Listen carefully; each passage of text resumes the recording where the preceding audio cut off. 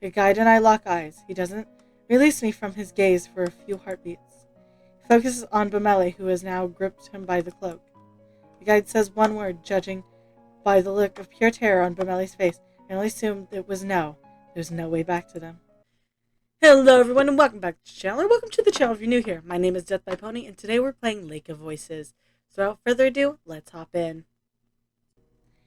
I bid him a brief goodbye. Bameli waves as he departs. I find that I have been pacing back and forth for quite some time. I finished my check a while ago, so I have nothing to do but aimlessly wander.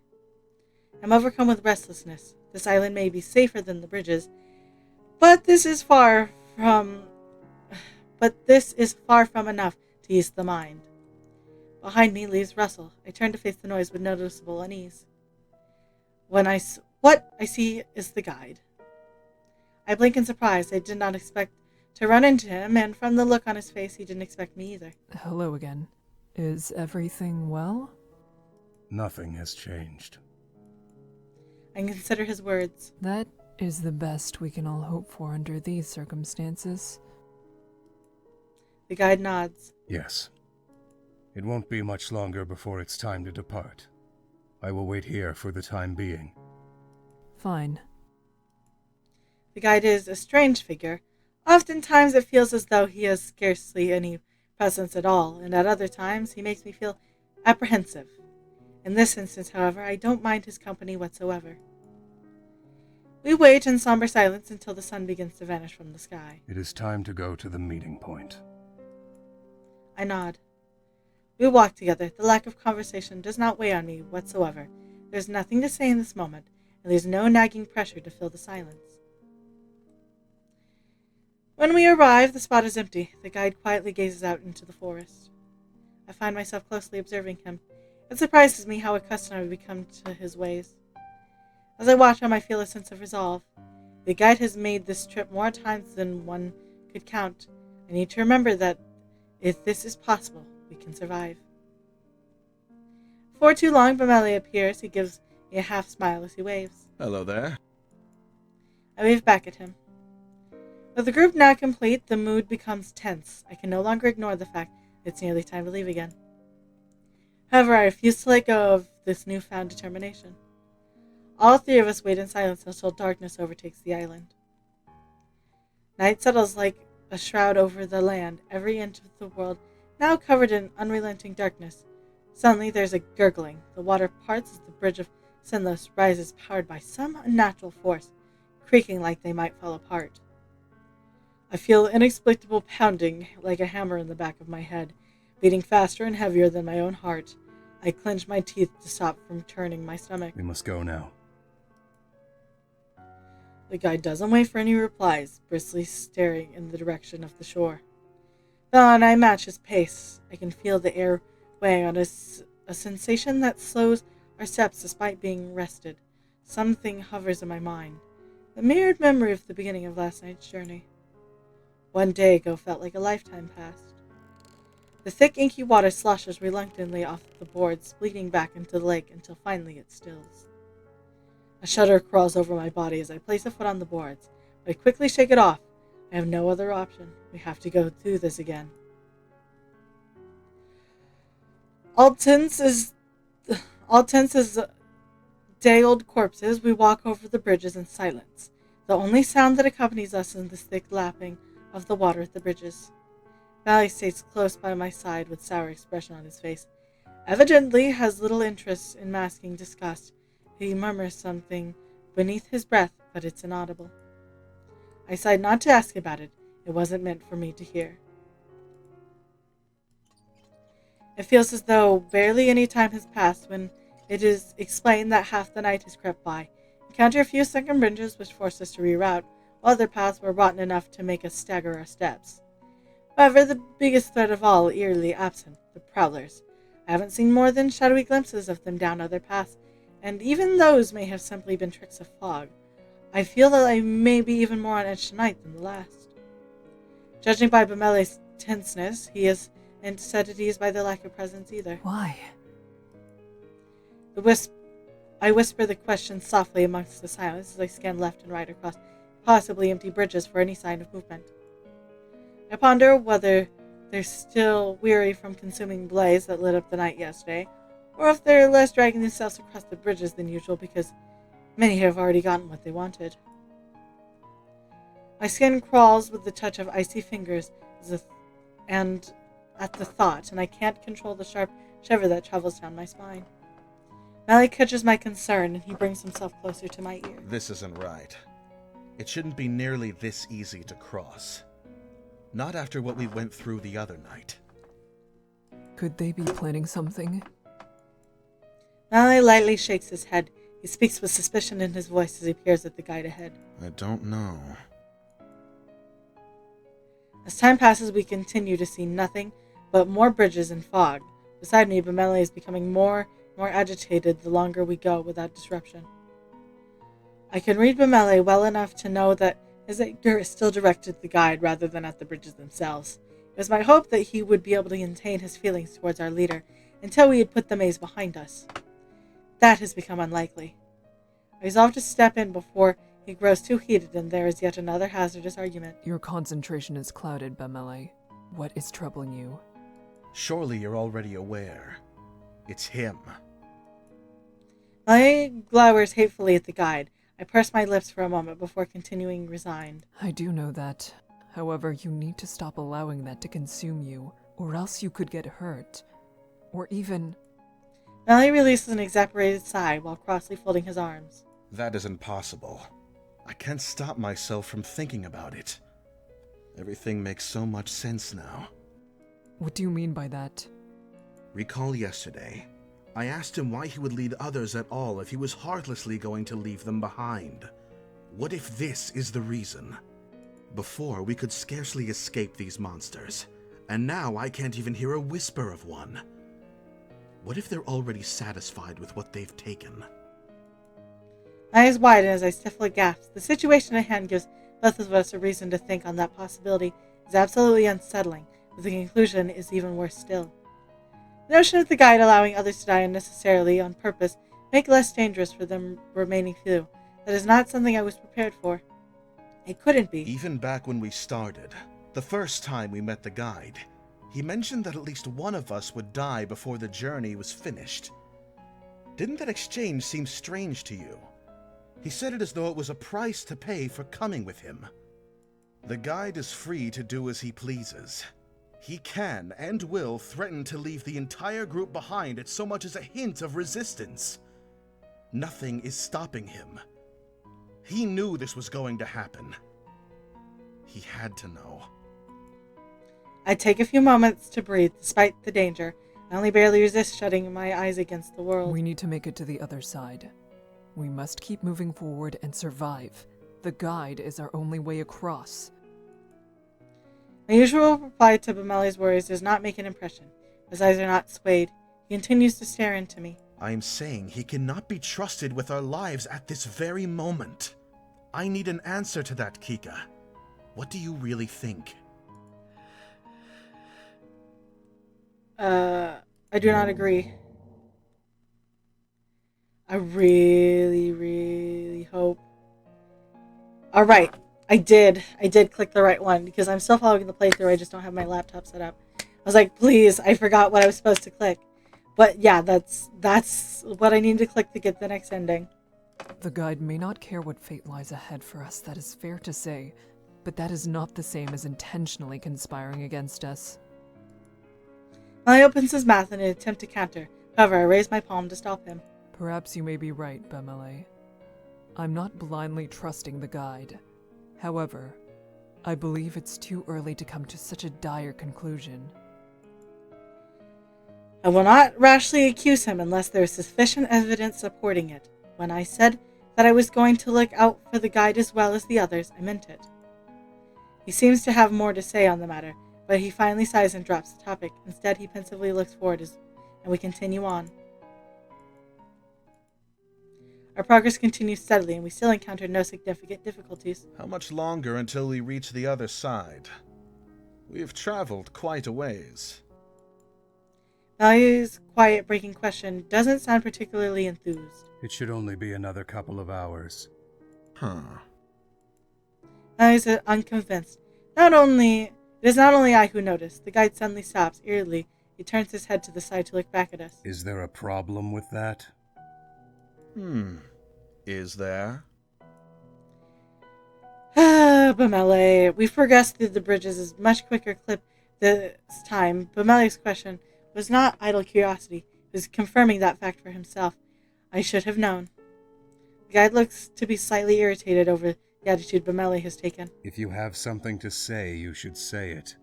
Unless you're afraid that I'm going to leave you behind. His statement lands heavily on us. Did he listen to our conversation? There are no sounds to cover up our voices. However, I assumed we were far enough away for the guide to keep our words to ourselves. He stares with such an icy expression, I nearly freeze in place. Mally, on the other hand, heats up and grows more hostile. He leaves my side, rushing into the guide's flickering light. Don't. This is going much too far. I urge him to come back. He ignores me and takes a stand facing the guide. Am I right? Are you going to leave us behind after what I've done? The guide isn't bothered at all, but Melee entering his space. He gives the level answer. No. Well, that's grand. In that case, I'd like to know if I'm on the right track about something else. Are the monsters missing because they've already eaten? Or is there some other reason why they've all mysteriously vanished? The guide pauses for a moment, his eyes close and become completely still. It's possible. Melee glares at the guide over the admittance, as though he heard nothing after the first line. The guide spoke. The guide is unfazed. If you enter these bridges, all you should expect is death. That is no secret. You need to stop putting so much energy into finding meaning, or else you will end up like the others. Melee ends up speechless, caught off guard by the guide's openly discussing his accusation. The guide continues at Bamele's silence, annoyance leaking into his voice. You think that the results would have been different if only I had said more or did something differently, but that is not true. The conclusion would be exactly the same. If Lou hadn't died when he did, he would have been lost at some other point during the trip. Lou? Yes, Lou was his name. I had spoken with him in the past. He wanted to cross the bridges. I had deemed him unfit. He was far too desperate and unprepared. There's no helping someone like that. The guide sounds even more agitated as he elaborates. Bamele seems to be finished with being surprised. His anger reignites. If that's all well and true, why haven't you died yet? How is it that you've been able to cross these horrendous bridges over and over again without suffering the same consequences as everyone else? The guide's face twists into a vicious snarl. He shouts. I have died! I have no life to give! Everything I am, everything I could have been, was surrendered to this lake. That is the only reason why I am able to stand before you now. I can show you the way, and I can give you advice on how to survive the perils you will face. That is all I'm able to offer. Is that not enough for you? What else do you want from me? Kindness? Sympathy? It's been far too many years since I was capable of giving anything like that. He finally stops to catch his breath, though the emotions in his eyes still shines intently. There's no response from either of us. I feel gut-wrenching sadness for the guide. He deserves to have a good life as any of us. An agonizing silence permeates the air. No one dares to even move. Tension is cut as the board beneath me starts to creak. My eyes start down. The bridge is sinking rapidly. Instinctively, I jump backwards, but the new section of the bridge groans horribly too as it starts to tilt into the water. They keep getting farther and farther away. With each disappearing platform I move off of. Keika! I look up at Melee and call. My chest tightens when I see him. The guide on what has become the other side of the small chasm. I leap back just in time as the bridge under me snaps like a twig. Glancing over again, they keep getting farther and farther away with each disappearing platform I move off of. Dread creeps up my neck and I nearly lose my footing once I realize what's happening. I desperately stumble backwards. I finally manage to regain my balance and use this leap far enough back that the bridge I land on doesn't immediately start to fall apart under my weight. In another 3 swift steps, I'm finally on sturdy wood. The bridge reluctantly stops shifting and settling onto the only trace left of what was once a huge section of bridges, few splintering boards floating in the murky water.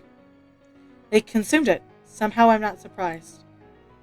Regaining my bearings, I face what has become my circumstances, and now separated from Bimeli and the guide by far too wide a gorge than anyone could leap. My throat goes bone dry as I teeter at the edge of the bridge, mind wildly scrambling for a solution that does not come.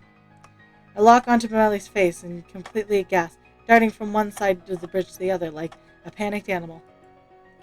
There's no mistaking that he's desperate to help me in some way. However, there's also no mistaking that there aren't any options available to him. He turns to the guide with a pleading eye, all his earlier hostility sunken with the bridge. I'm too far off to grasp what Bimeli is asking, but I get the impression he is seeing if there's another way. The guide turns to me, completely cooled down from the early interaction, back to his same placid expression. The guide and I lock eyes. He doesn't release me from his gaze for a few heartbeats. He focuses on Bimeli, who has now gripped him by the cloak. The guide says one word, judging by the look of pure terror on Bimeli's face. I only assumed it was no. There's no way back to them. The guide frees himself from Bimeli's grasp and continues speaking to Bimeli, still seeming horribly shaken at his words. I can barely see from here, but there he is quivering. As I watch the two discuss my fate, unable to say anything, fear starts to crawl over me. My arm runs cold to freezing. It's not long before the rest of my body follows. I notice Bimeli cover his face, and he shuddered with his still shuddering hand. The guide's voice echoes loudly across the water, separating me from them. Go back and take the next bridge you come across that goes west. There may be enough time for you to find your own way. I blink, taken aback for a moment, before I quickly regain my composure. That's right, this isn't over. I still have my lantern with me, the prowlers are less active, and the guide says it's possible. It could be true. I nod solemnly at his words and yell back. I'll meet you there! Don't wait for me! He bows his head and starts to slowly back away from the edge. While he pulls his head from his hands to look at me, ever across the water I can tell that he's crying. I smile forlornly at him as the wind wisps against my back. I speak softly. You need to go. There's no way he could have heard me, yet I'm confident the sentiment got across. I spin on my heels and run back the way we came, searching for the bridge the guide said to take. I can only hope that we'll safely reunite before the night ends. I spare a brief glance behind me, however, there's not a trace of them or even the dead end that was stranded at. With a painful contracting of my heart, I realize I am truly alone now. Quickly, I shake off the thought and refocus my attention on what's in front of me. The first branching of the path comes into reach. I slow down into a calmer pace and begin progressing slowly down the western bridge. It would be reckless to consider going against the guides directly. I walk at a moderately brisk pace, not wanting to risk tripping or running out of energy in a moment where I need it. If the eeriness of the lake was disconcerting before, now it's overwhelming. The blizzard-like fogs drifting over the water limits my vision to the span of my arms. The utter silence was a comfort despite how otherworldly it felt, but the whispering of the lake has started to stir now. I gulp despite myself. They've noticed me. Their chatter grows. I consider briefly if the others hear them as well, or if they have come out specifically because I am on my own. I straighten my back and walk more slowly. I cannot let them believe I am an easy target. I even consider keeping my sword in hand, but it does not seem entirely likely they would realize it's something that could hurt them. To keep my mind from wandering into dark places, I count my steps like we used to in training. 1, 2, 3, 4. Despite my best efforts, things are starting to get to me. My worries wash over me, causing painful twinges underneath my clothes that make me jerk and twitch like a fly-bitten horse. The whispering, inhuman voices, the feeling of vulnerability, the horrible thought of being hopelessly lost, all melded together and consuming me. My pace breaks from steady rhythm of my counting set. It quickens more as I start to succumb to fear. My brisk steps turn into long, frantic strides. Something in me whispers, "Faster! Go faster! Don't let them catch you!" And I listen. I break into a run like moving on landmines. Flashes of fear explode in my mind, and drive my feet harder and faster, strong along the path. Till suddenly my sense of reason returns. I stop dead. My chest rises and falls with deep, heavy breaths as I try to calm down. The monsters erupt into an inharmonious chorus of what sounds like wicked laughs. I fight the urge to shout back at the creatures. This feels like a nightmare I will never wake up from. Take another deep breath and resume my measured progress. It's difficult to tell how much time has passed. It must have been hours, however, judging by how much energy I've expended. Since the time I recomposed myself, I have not stopped walking for a second. Despite how much distance I put behind me, the twisting route still feels endless. We weave through the labyrinth, not allowing myself to dwell on the whispering creatures hidden below my feet. Suddenly, out of the nothingness, a faint light appears in the distance, floats peacefully through the fog as if beckoning me towards it. The worry that my tired eyes are playing tricks on me drives me to furiously rub them, then look back again. There it remains, drifting alone. Are the bridges ablaze again? No, this light is growing. Could it be the shores? Mesmerized, I begin to sprint towards the phantom light. The shine gets brighter and sharper until the source becomes clear. It is the lantern of the guide. He is here. My eyes widen incredulously as I stop in front of him. I cannot believe this. We were able to reunite in the maddening world of fog. No matter the shock, I notice immediately that he stands alone, but Melee is not with him. The weight of what that means hits me like a physical blow. I can only imagine one word. Where? On the shore. What? How? A fountain of questions fill up my mind, and yet I am no longer able to release any kind of sound.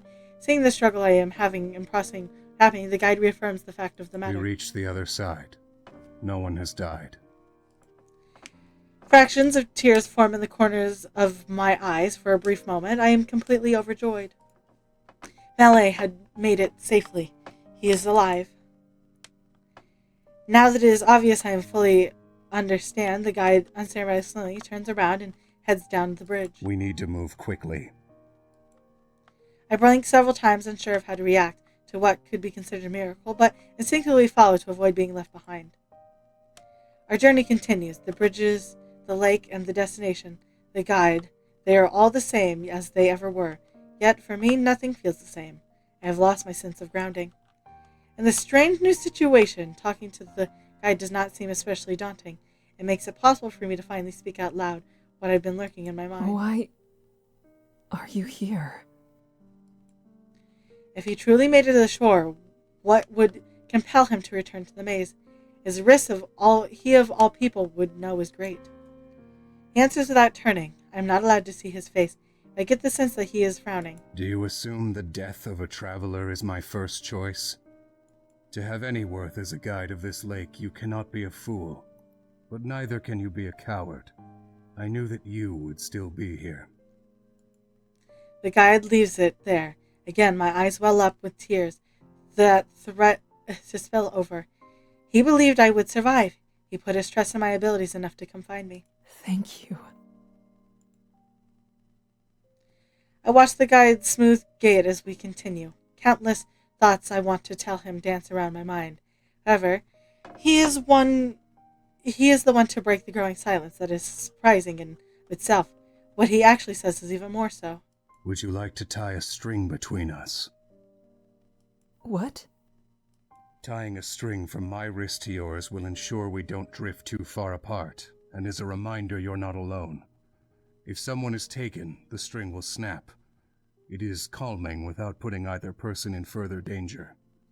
It cannot be done when there are many people. The lines would become tangled. Since it is only the two of us, it is an option I can offer you. He flicks his eyes back to search for my response. Yes. I stand awkwardly. Oh, I gotta save. I hope you enjoyed today's video, and if you did, remember to like. That way I know you're enjoying the content I'm making. Remember to subscribe. That way YouTube brings you back here to see what happens next, and I won't take up any more of your time. I hope you have a good day. I'll see y'all next time. Bye-bye.